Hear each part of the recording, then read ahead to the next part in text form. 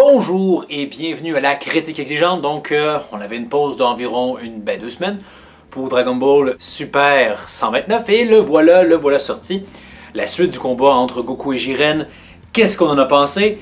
Je vais citer un peu les paroles de Beerus dans l'épisode qui dit à tout le monde de juste fermer leur gueule et de regarder. Parce que c'est toujours été, je dirais, un problème dans cet arc du tournoi-là, à mesure qu'il y avait de plus en plus de gens éliminés, c'est que les spectateurs nous font des commentaires de merde qui font juste soit simplifier. Font des commentaires vraiment de paresse d'animation, dans le sens où au lieu de, par la mise en scène, nous montrer des éléments, il faut vraiment qu'on ait Krillin qui nous explique clairement que comme ah ben là il est acculé, ah ben là il fait comme qu'il a fait comme Kefla, ah ben blablabla, Jiren a pris des... Tout le monde fait ça et ça brise, je trouve vraiment le rythme. On a envie de se concentrer sur ce combat-là. Et en plus, hein, ce qui est encore plus impardonnable, c'est qu'on a la conclusion. Hein. Là, la tension est à son paroxysme et on n'arrête pas de me casser les boules de cristal avec des commentaires de merde comme ça, je veux dire, qui me décrivent ce que j'ai déjà vu ou m'expliquent des choses que j'aurais pu comprendre. C'est dommage parce que forcément, ça fait en sorte qu'on se concentre moins sur le combat et on devrait se concentrer plus sur le combat parce que c'est le combat final. Je le veux voir des moments épiques. Et des moments épiques, il y en a quand même dans cet épisode-là. Le début, hein, avant que tout le monde parle, il y a comme un stand-off très mexicain qui fait bien le travail. Également quand Goku bloque les attaques successives de Jiren ou quand Goku vient de compléter l'Ultra Instinct. Il y a quand même des moments badass. Le problème, c'est qu'en majorité du temps, c'est malheureusement des commentaires assez pas intéressants de la part des spectateurs. Et bon, comme je le disais, ça a toujours été présent dans le tournoi du pouvoir, mais dans cet épisode-ci, je trouve que c'est encore plus impardonnable parce que, putain, là, non, c'est pas le moment. Là. On veut les voir se battre, et on ne les voit pas se battre assez souvent parce qu'il y a des connards qui font des commentaires de merde.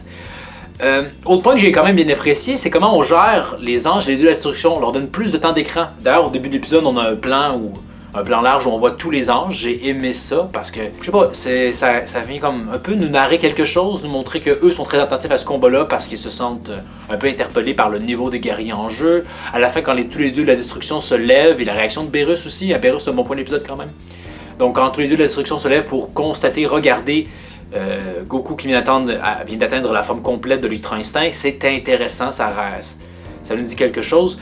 Donc il y a quand même des bons points, mais je suis vraiment gâché par les commentaires horribles des gens. Même le grand prêtre ou Sissimène nous disant comme « Ah oui, ce combat, il est vraiment super trop intéressant, c'est clairement le combat final. » Et on nous précise même là « Ah oui, Goku maintenant, il n'a plus de chance, hein, il n'a plus personne pour le sauver, pas moyen de se soigner. » Oui, on le sait, on n'est pas cons.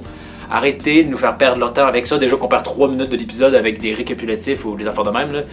Donc c'est vraiment dommage. Le rythme est charcuté par ça et pourtant l'épisode de même ça devrait suffisamment bien s'écrire. Hein? Tu fais de la mise en scène, des rallonges de combat et d'ailleurs la deuxième partie, hein, l'animation elle a pris un hop, c'est vraiment parfois des beaux dessins. Mais vraiment, là, fermez votre gueule. Fermez votre gueule. C'est pour ça que le prochain épisode, je ne sais pas, j'ai peur que ça recommence malgré tout, qu'on ait les mêmes foutus spectateurs qui ferment pas leur gueule et qui parlent encore et encore. C'était ça durant tout le tournoi, mais là, encore une fois, c'est un de ces épisodes-là où on voit clairement qu'il n'y avait pas trop d'idées et que c'était en surabondance et ça m'a vraiment frustré.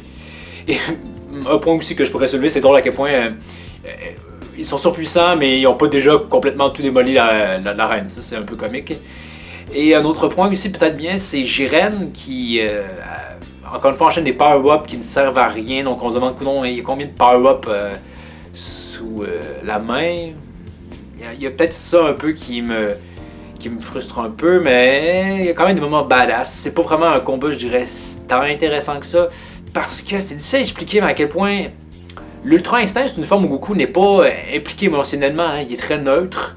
Et Jiren est aussi souvent très neutre, donc c'est vraiment un combat un peu, comment dire, détaché. Fait qu'on a tendance à moins être investi émotionnellement nous aussi. En fait, on a l'impression que les spectateurs trouvent ça plus important que les combattants eux-mêmes.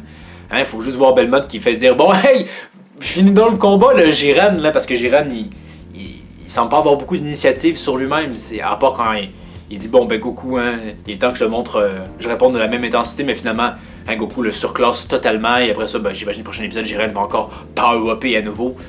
Donc, il y a peut-être ça qui...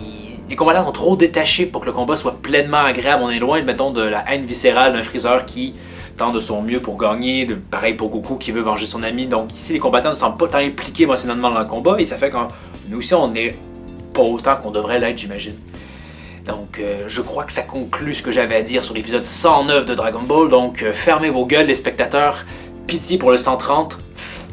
Écoutez Beerus et fermez-la, ne dites plus rien. Il reste 2 épisodes. Franchement, c'est trop peu, je pense, pour ce qu'il y a. On s'entend que dans le prochain épisode, probablement, conclusion du duel, on finit sur le coup de pute de Freezer et le dernier épisode, la conclusion du tournoi, je ne sais pas trop. Dragon Ball GT avait quand même réussi à conclure rapidement sa série et je vais peut-être me faire lancer des roches, mais de bonne façon. Donc, super, techniquement, le peut, mais c'est super, fait que je crois qu'ils n'y arriveront pas, mais on verra bien. Donc, on se retrouve la semaine prochaine pour l'épisode 130, ma review. Donc, n'hésitez pas à aimer, partager. Dites-moi ce que vous avez pensé dans cet épisode-là. Est-ce que les commentaires des spectateurs qui ne voulaient pas se la fermer vous ont dérangé ou ça passe ou vous êtes habitués parce que ça arrivait souvent dans l'arc du tournoi du pouvoir. Donc, faites-moi en part et je vous dis à la prochaine pour une autre critique exigeante.